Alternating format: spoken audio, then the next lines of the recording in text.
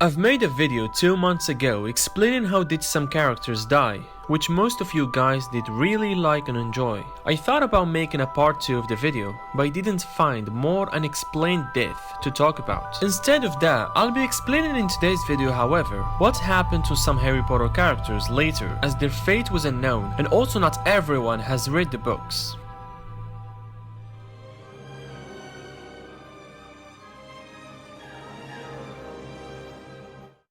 Lavender Brown.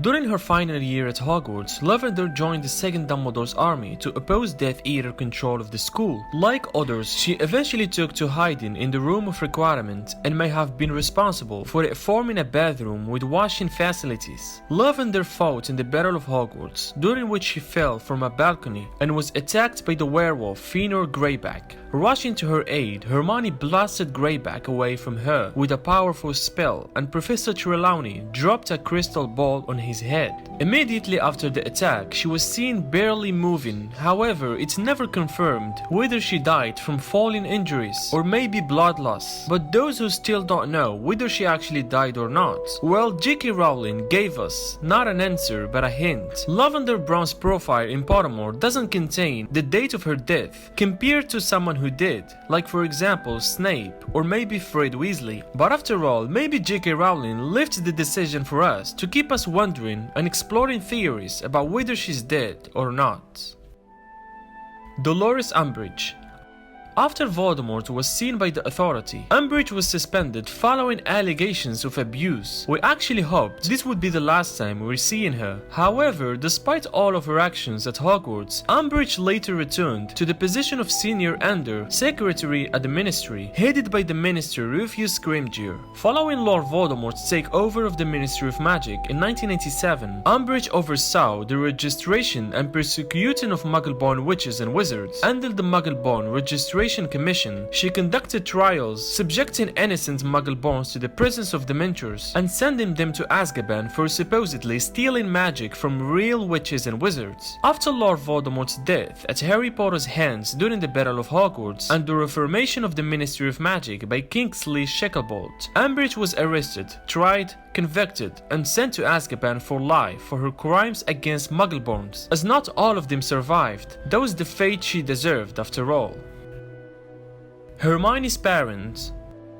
During the Second Wizarding War, Hermione became Voldemort's specific target along with Harry and Ron. She knew that this would permanently affect her parents. She decided that the only way she could be sure her parents will be safe was to use a false memory charm on them. Just to get this straight, that was not the Obliviate charm, which erases all of a person's memory without the possibility of returning the memory, which we can say it's similar to the one Gilderoy Lockhart used on himself accidentally. But the Deathly Hallows movie created a very confusing and inaccurate picture, as we see Hermione casting the Obliviate charm on her parents. She in reality used a false memory charm, which is a spell that allows her to implant a false memory in her parents' minds, making them believe that they are different people than who they actually are. After casting the spell, they believed that they were called Wendell and Monica Wilkins, a couple with a desire to go to Australia and live there, and had no idea who Hermione was, not even the fact that they ever had a daughter. She did this in order to keep them safe should the Death Eaters come after them. They proceeded to act on their apparent ambition to move and quickly packed up their belongings and left their house. It is possible that the Grangers moved into a house along Australia's coast, which they had been dreaming before their daughter bewitched them.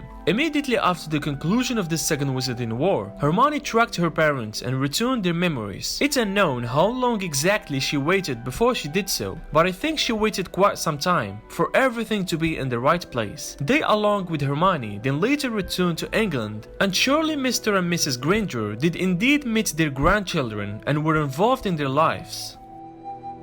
Gilderoy Lockhart. He was full of extreme arrogance and exceeding vanity, narcissism, and self-obsession. He made outrageous claims and suggestions in times of danger in order to make himself look more important and powerful than he truly was. This behavior finally led him to be stuck in the Chamber of Secrets. Lockhart took Ron's broken wand and attempted to perform a total memory charm on Harry and Ron. The wand, however, backfired, and the charm hit Lockhart instead, blasting him against the rocks and causing him to lose lose all of his memories, giving him complete amnesia. Lockhart was eventually rescued from the chamber with Dumbledore's pet, Phoenix Fawkes, along with Ginny and Harry. His departure from the school was met with the joy and celebration of many students and teachers, as he had stopped to be popular at Hogwarts. He then became a permanent resident of St. Mungo's Hospital for magical maladies and injuries for permanent spell damage. Lockhart's many crimes were never actually revealed to the public, probably because Professor Dumbledore felt that Lockhart had already got what he deserved and decided against making his fate any worse by exposing him to the wizarding world and see him treated with contempt for the rest of his life for wrongdoings he had no idea he had even committed. Due to this, the ex-professor was allowed to continue his career as an author, after a fashion getting someone to help him write the book Who Am I? On Christmas 1995, Harry, Ron, Hermione and Ginny saw Lockhart at St. Mungo's. He had regained his memory to the extent that he could write in cursive and still enjoyed signing autographs. Harry observed Lockhart had not changed much. It is unknown that Gilderoy never got visitors, suggesting that his family was either deceased or did not care for him. However, Lockhart still received fan email, including weekly letters. Though he retained some memories, Lockhart never fully recovered. Fortunately, however, he is known to be happier that way. The Dementors. After the Second Wizarding War, the Ministry of Magic became headed by former author Kingsley Shacklebolt, due to the Dementors' actions during the war, allowing Death Eaters to escape back to Voldemort and joining forces with him themselves. And because of the depression and madness their presence caused in prisoners was considered inhuman, Shacklebolt disbanded the Dementors as guards of the wizard prison. The Dementors are very strong and powerful creatures and impossible to be killed, so that's why they couldn't get rid of them easily. But ever since they were removed, Aurors have been guarding the prison, taking turns so that a certain number of Aurors are assigned to stand guard before leaving to return to the fieldwork, with other Aurors taking their place. It is unknown where they went or what they did after the war, but my guess is they could be sent to some sort of a controlled area far away from human habitation so that they don't unleash upon other wizards and muggles, where they would starve without human emotions to feed on and eventually die. This seems harsh, but I don't see what else could be done if they are to be ministry controlled. If they were not ministry controlled and left free, that would be horrible, as they could easily go to Muggle areas and unleash widespread mess, and the worst part is that would cause a lot of trouble to the Ministry of Magic and the entire world. The Dursleys.